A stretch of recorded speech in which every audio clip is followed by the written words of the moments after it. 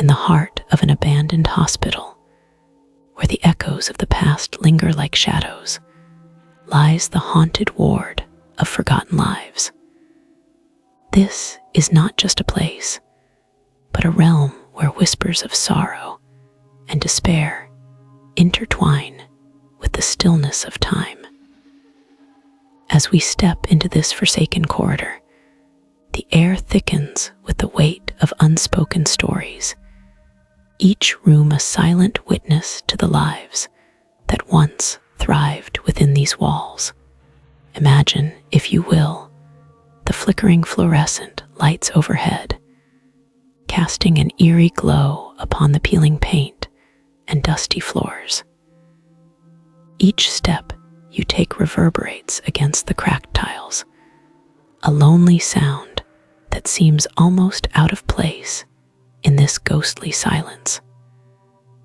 This is where patience once sought solace, where hopes clashed with heartbreak, and where many souls met their untimely fates. The ward was once alive with the sounds of laughter and the cries of the needy.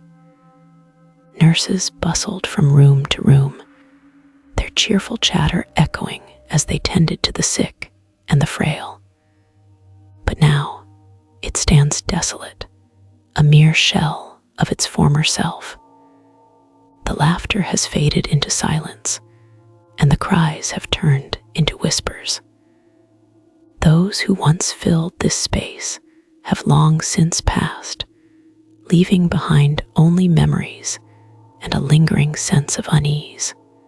As we explore deeper, we encounter room 213.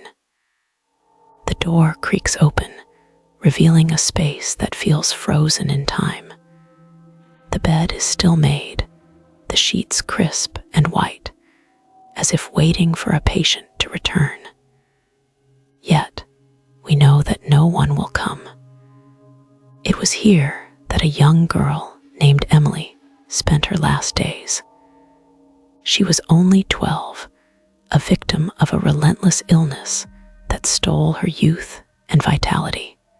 Her laughter used to dance through the hallways, but now it is said that her spirit remains, trapped between the worlds of the living and the dead. Those who dare to spend the night in this ward speak of hearing soft giggles echoing through the night, a haunting reminder of a life cut short. Some have reported fleeting glimpses of a small figure darting past the window, her pale dress billowing as she vanishes into the shadows. The chill that accompanies her presence sends shivers down the spine, a tangible reminder of the fragility of life. But Emily is not the only spirit to haunt this ward. Room 217 holds a darker secret. The air grows heavy as we approach. This was the room of Mr. Thompson, a grizzled veteran who had seen the horrors of war. He arrived at the hospital, weary and broken, seeking healing for wounds that ran far deeper than his flesh. His nights were restless, filled with nightmares of battles fought and friends lost. It is said that Mr. Thompson didn't leave quietly. On a stormy night, the electricity flickered and dimmed, mirroring the turmoil in his mind. His cries for help echoed down the hall, but the nurses couldn't reach him in time. Now, his anger festers within these walls. Visitors to room 217 report feeling a sudden drop in temperature, as if a cold hand had gripped their heart. Some have claimed to hear the sound of a man weeping, the haunting echoes of a soul forever tormented. As we venture further, we come to the common area, once a place of joy where patients gathered to share stories and laughter. Now, it is a ghostly shell, filled with empty chairs and broken memories. The walls are adorned with faded photographs of smiling faces, patients, and staff who once filled this place with life. Yet, as we gaze upon these portraits, a sense of melancholy washes over us. What happened to those who once belonged here? The stories of the ward are not just confined to the patients. The staff, too, left their mark on this place. Nurse Clara, a dedicated caregiver, is said to haunt the halls, her spirit still tending to those she could not save.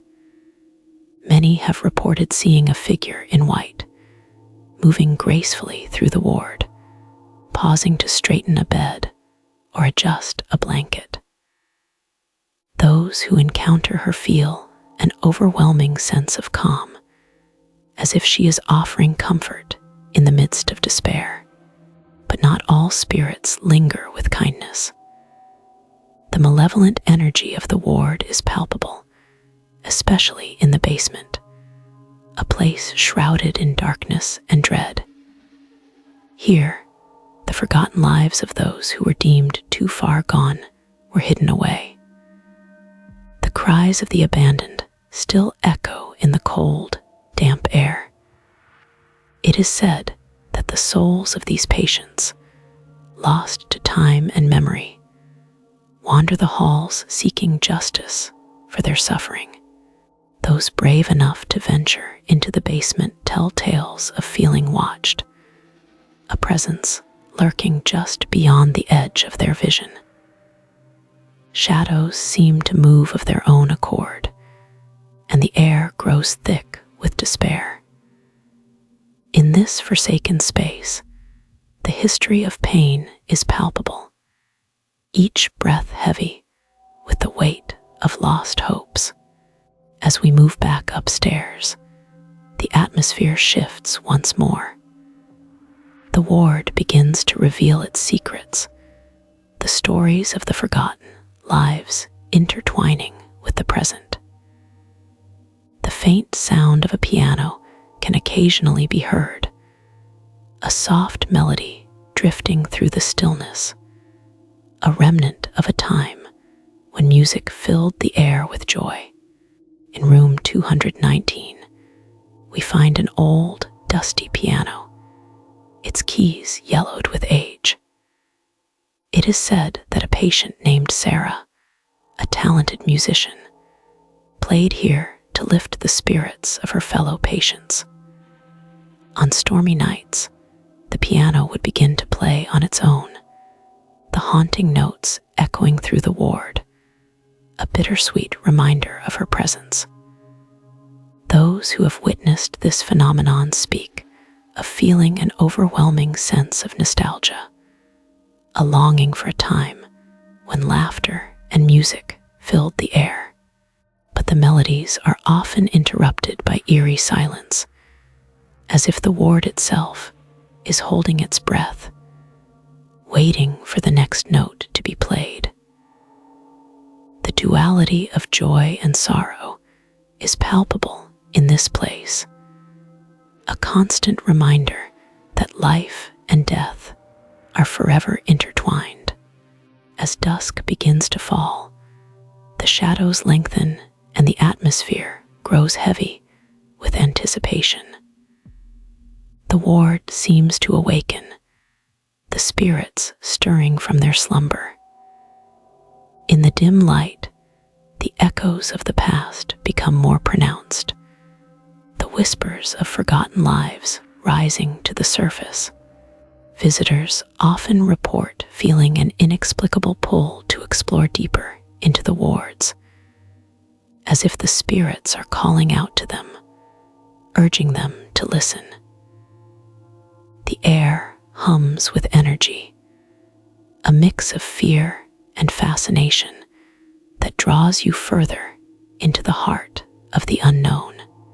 And yet, as we stand in the center of the ward, there is a profound stillness, a moment suspended in time. The past collides with the present, and for a brief moment, we are connected to those who once walked these halls. The forgotten lives that haunt this ward are not merely ghosts.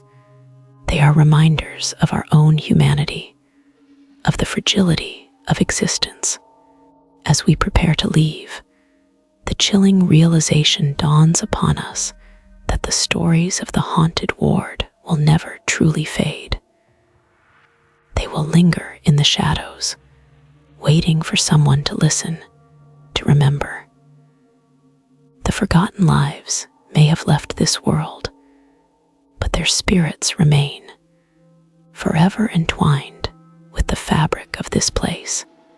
As the door creaks shut behind us, we carry with us the echoes of their stories, a haunting melody that will linger in our minds long after we've left. The ward of forgotten lives may stand empty, but it is never truly alone. It is a sanctuary of memories, a testament to the lives that once were. And in the silence that follows, we are left with the chilling truth that some stories are never meant to be forgotten.